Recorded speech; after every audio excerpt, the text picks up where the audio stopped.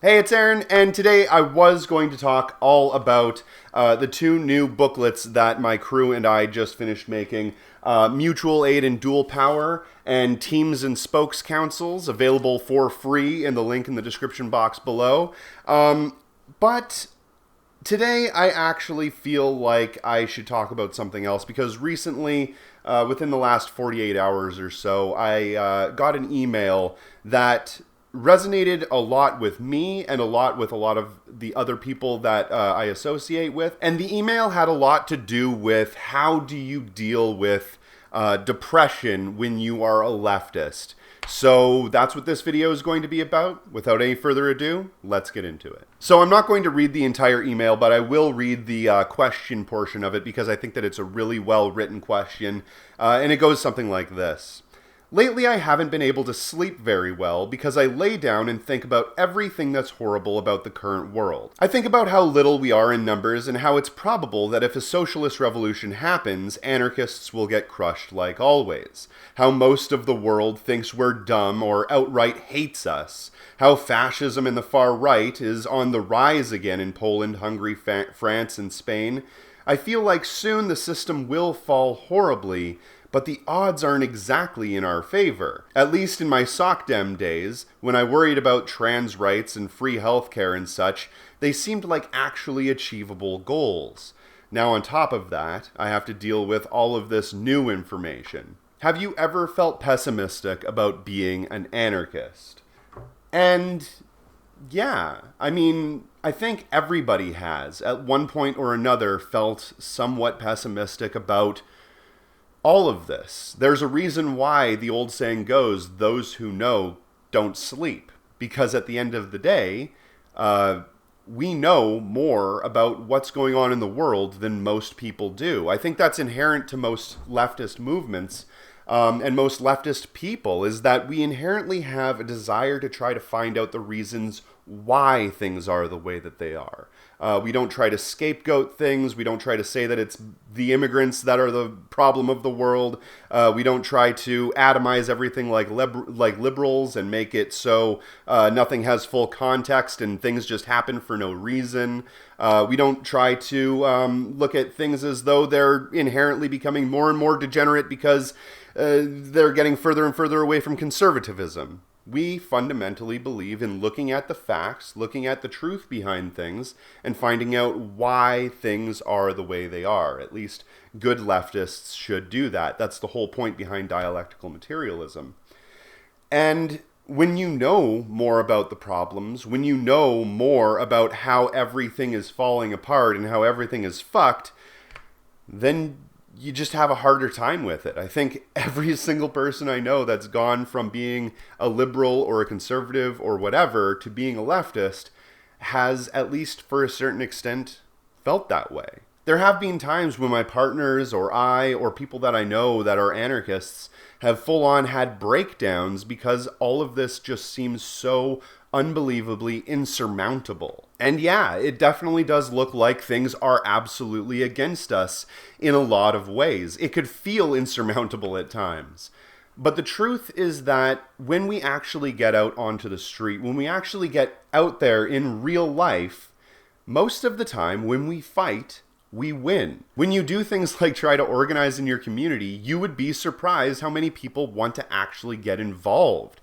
And when you build something, they will come. Whenever I've worked on projects like community fridges or setting up various different types of groups for different reasons, usually people flock to those sorts of things because right now, not only is there a major need for people to be helped by one another, there is also a major desire from a lot of people to actually get out there and help one another.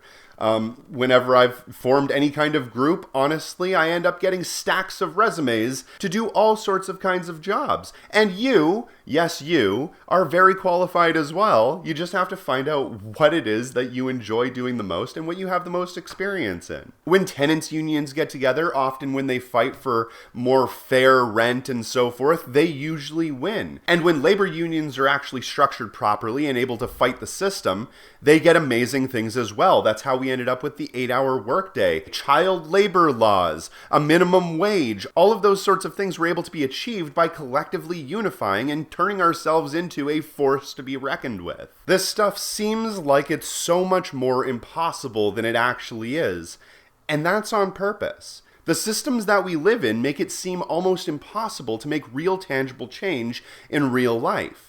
And the truth is that it honestly just isn't that way. It seems impossible, it seems honestly overwhelming, but that is basically just propaganda. There's a reason why large government buildings are made out of thick, heavy stone structures. Because it's made to feel as though it's a permanent fixture, as though it's impossible to make any changes. This is the way that it is, set in stone. It's all psychological. None of it's actually real. The truth is that we the people can make real change if we work together. If you want a real tangible example, just take a look at the Community Fridge Initiative that my comrades and I have been working on for the last 8 months or so. We've been able to set up 2 community fridges within 4 months of each other, and the one that we just finished setting up is a shining example for what all of this could actually look like. We were able to get together various different trades, volunteers, community members, and everyone from every single ideological and political background that you could think of. And we brought them all together and got them to work with one another for free, anarchistically, with no hierarchies, fully democratically, and we all did it nearly seamlessly. Of course there were issues. Of course there were small problems here and there. Whenever a project is set up, there's always going to be small mistakes here and there. Small little speckles that you eventually will learn from and be able to fix. And now we have what would be the equivalent of a $25,000 unit set up with industrial fridges, freezers, a pantry, professional roofing, siding, electrical, everything. I worked alongside other people who had a little bit more knowledge than I did, and they were able to teach me a lot of things, and I in turn was able to teach them about solidarity and unity and democracy and anarchism. And it all worked mutually beneficially for everyone in the community. And because we did the groundwork, because we talked to the neighborhood, because we talked to every individual there, we created something beautiful that actually helps people. Anarchism in real life. That's a real life example of what could happen, of what is happening, in fact, all across the entire country and across the entire world right now. And that should give every single one of you a lot of hope. Mutual aid networks are sprouting up all across the entire country, world, continent, universe, hopefully soon. And that's amazing, because what we have been doing so far is being reactive. We've been acting reactively to things that happen. When Nazis march in town, anti-fascists react and they stop them. When police murder another innocent man, everyone in the community gets together, BLM and everyone in the neighborhood gets together, and they march on the police stations and they march on the police and they try to fight for justice, but they're always acting reactively. But what we've started to see now is a lot more community networks being built. Yes, a lot of people were talking about the protests at Brooklyn Center, but what a lot of people weren't talking about is how mutual aid networks were being set up. And they were literally setting up free stores and mutual aid tents all over the place to actually help the community. And that's what we need to do. We need to build. We need to be doing things proactively and not reactively. We need to be constructing things. We need to work locally and organize globally so we can create a real system that can actually affect real tangible change and actually be there when everything else is gone. And does it seem like it's a giant mountain to climb right now because socialists and anarchists are in such small number? Yeah, but we're already going up that mountain. And honestly, down below is a forest fire, so we have nowhere to go but up. And we are hiking our way all the way to the top of this fucking mountain. When the Communist Manifesto was first released, it was released with, I think, something like 1,000 initial copies, which were sent all across Europe. With that 1,000 initial copies, I'm exaggerating a little bit here, but essentially it was able to create a tidal wave of communism and socialism across all of Europe, across all of Asia, and essentially across the entire world. And that was done with the initial release of about 1,000 books. Socialists were such a small number of people back in those days, they didn't even come close to the amount that we have now. And now we're able to use mediums like the internet to project these messages to many, many more hundreds of thousands, if not millions of people every single year. We may be tiny now, but we won't be like that for long. And if we're able to explain to people what we want and not scare them away with the words that we use, then we're going to see this sleeping giant of socialism, which I do believe exists, finally awaken. Now I'm going to read the last little bit of my response because I think it works really well here. And on a personal note, the depression and fear that you probably feel about the world will be soothed through solidarity. Seeing people working together and trying to change things makes you feel like everything isn't so hopeless.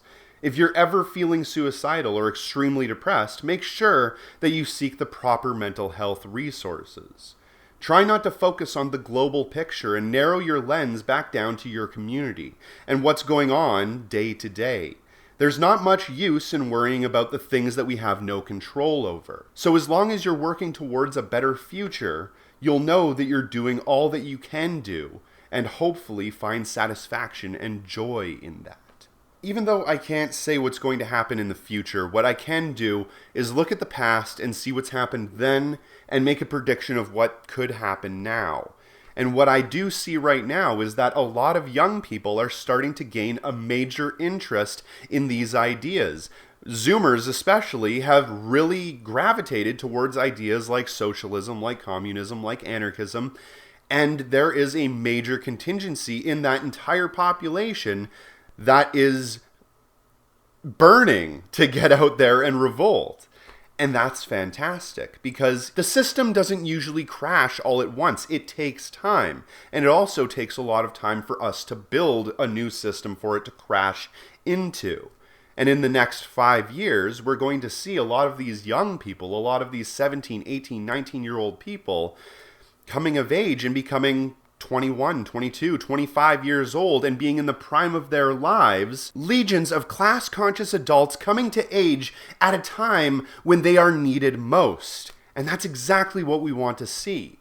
And the people like me, in the little bit older generation, the millennials and almost Gen X generation, a lot of us are going to be having children at that time. And we're going to be raising those children with the same beliefs that we have as well. Just think about it. A generation of class-conscious adults and a generation of class-conscious children coming into a world where they are needed most. That's, again, something that should make every single one of you hopeful. So I hope that I've uplifted at least some people's spirits. If not, then I hope that at least I've shown a bunch of people that hope is possible, as long as you're able to work towards it.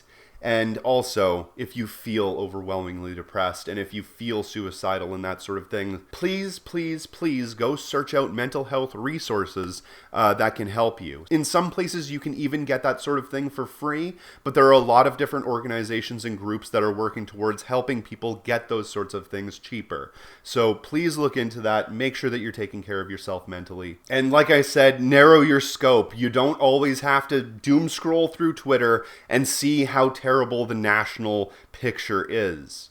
Focus on your community. Focus locally. It'll bring you joy. It'll bring you solidarity. And that's one great way to actually get over a lot of this anxiety and depression and so forth. Just make sure that you're following medical protocols and not doing anything that would be unsafe COVID-wise.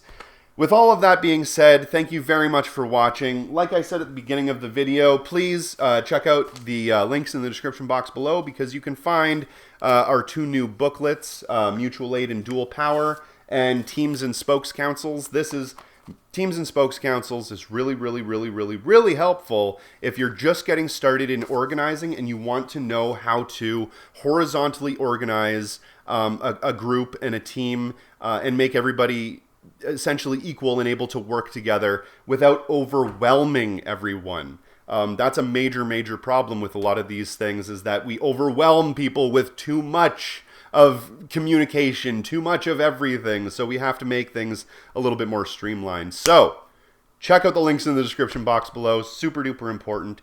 Also, if you like what I do, you can donate to my Patreon, obviously, but you can also help out Community Direct Action, which is our little group that makes these little booklets and also does things like, getting out there and starting things like the Community Fridge Initiative. It's separate from the Community Fridge Initiative, but it's the same team members.